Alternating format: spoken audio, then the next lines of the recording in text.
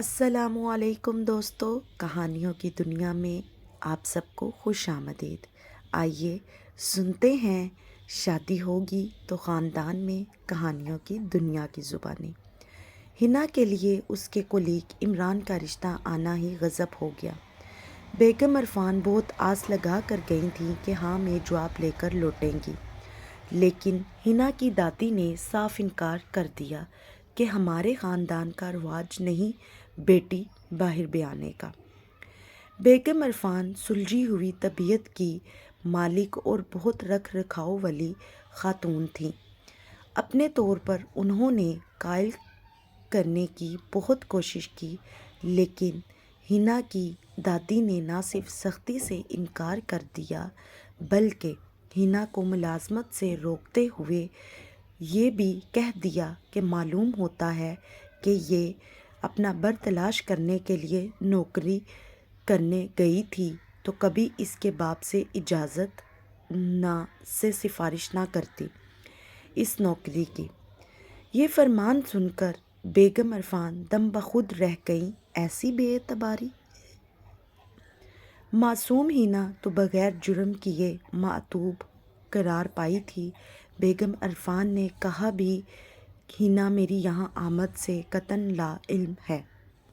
بس کل احتشام صاحب کے گھر کی تقریب میں یہ میرے دل کو کچھ اس طرح ایسی بھائی کہ پل کی پل میں اپنی بہو بنانے کا فیصلہ کر لیا اور رشتہ لے کے چلی آئی، لیکن کوئی بھی بیگم عرفان کی بات سننے اور ماننے کو تیار ہی نہیں تھا۔ وہ نامراد اپنے گھر لوٹ گئیں۔ حنا اگر دادی کے عتاب کا نشانہ بن رہی تھی تو اس کی امی بھی خراب تربیت کے طعنے سن رہی تھیں۔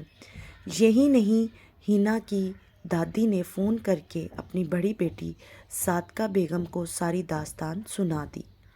وہ تو پہلے ہی حنا سے بہت خار کھاتی تھی کہ صورت اور ذہانت میں حنا ان کی بیٹیوں سے بڑھ کر تھی۔ رہی بات سیرت کی تو اس میں بھی حنا کا پلڑا بھاری تھا۔ اپنی بیٹی کی ہم عمر حنا کی تعریفیں سن کر صادقہ بیگم کے سینے پر سانپ لوٹ جاتے تھے۔ اب انہیں اس لڑکی کو نیچا دکھانے کا موقع مل گیا۔ ماں کی سنائی داستان میں رنگ آمیزی کر کے صادقہ بیگم نے اسے عام کرنا شروع کر دیا۔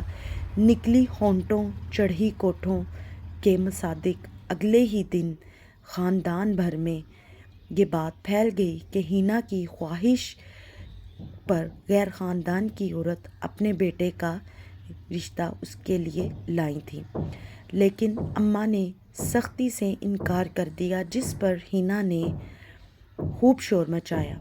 اگلے دن حنا کی دادی، پھوپھیوں، امی ابو اور خاندان کے 2-3 لوگ بزرگوں کی موجودگی میں ایک اجلاس ہوا۔ دور دور تک نظر دوڑائی گئی، لیکن خاندان بھر میں حنا کے جوڑ کا کوئی نظر نہ آیا۔ تب ازرا عنایت صادقہ بیگم نے اپنے تایا زاد اور جیٹھ نور الدین کا رشتہ پیش کر دیا، جو بقول ان کے نہایت مناسب رشتہ تھا۔ نور الدین صاحب کو حنا کم سنی سے ہی تایا ابا کہہ کر مخاطب کرتی تھی۔ نور الدین 4 بیٹیوں اور 5 بیٹوں کو بیاہ چکے تھے۔ ان کے سارے بچے بیرون ملک مقیم تھے اور 1000 گز کا بنگلہ انہیں کاٹ کھانے کو دوڑتا تھا۔ ایسے میں صادقہ بیگم نے حنا سے شادی کی پیشکش کی۔ لمحہ بھر کو تو وہ ہکا بکا رہ گئے، لیکن صادقہ بیگم کے اصرار پر تو ان کی باچھیں کھل گئیں، گویا ان کی لاٹری نکل گئی۔ ادھر ہاجرہ بیگم نے بیٹے کو کچھ ایسے خدشات سے خوف زدہ کر دیا کہ وہ بھی ماں اور بہن کے حمایتی بن گئے۔ یوں آنن فانن نور الدین کا رشتہ منظور کر لیا گیا۔ حنا حیران تھی کہ بن کہے حنا کی دل کی بات جان لینے والی ماں نے اس کی خاموش نگاہوں کے پیغام کو نظر انداز کر دیا تھا، جو چپ کی زبان میں نوحہ کنا تھی۔ ماں کا یہ طرز عمل دیکھ کر حنا نے چپ سادھ لی، ورنہ اسے یقین تھا کہ کوئی اور بولے یا نہ بولے امی ضرور میرے حق میں نہ صرف بولیں گی بلکہ اپنے موقف پر ڈٹ جائیں گی، لیکن وہ تو چپ کی چادر تانے اس کی شادی کی تیاریوں میں مصروف تھیں۔ اور پھر ٹھیک ایک ہفتے بعد ایک اعلیٰ تعلیم یافتہ لڑکی رواجوں کی سولی پر چڑھ کر باطن کی موت مر گئی۔ خوب دھوم دھام سے شہنائیوں کی گونج میں ہینا دلہن بن کر اس آنگن میں آ گئی جہاں وہ بچپن میں آتی تو اس کی معصوم شرارتوں پر ہنستے ہوئے نورالدین کہتے تھے، ہماری بیٹی بہت پیاری ہے، اللہ نصیب اچھے کرے، بھائی میں تو اس کو اپنے راشد کی دلہن بناؤں گا۔ لیکن راشد کو تو صادقہ چاچی نے ایسا قابو کیا کہ وہ ان کی بدمزاج عارفہ کو اپنانے کی ضد کر بیٹھے اور بالآخر اس کو بیاہ کر اپنے ساتھ کینیڈا لے گئے، اور ہینا کے نصیب کے اپنی بہو بنانے کے آرزومند نورالدین اس کو اپنی دلہن بنا کر لے آئے۔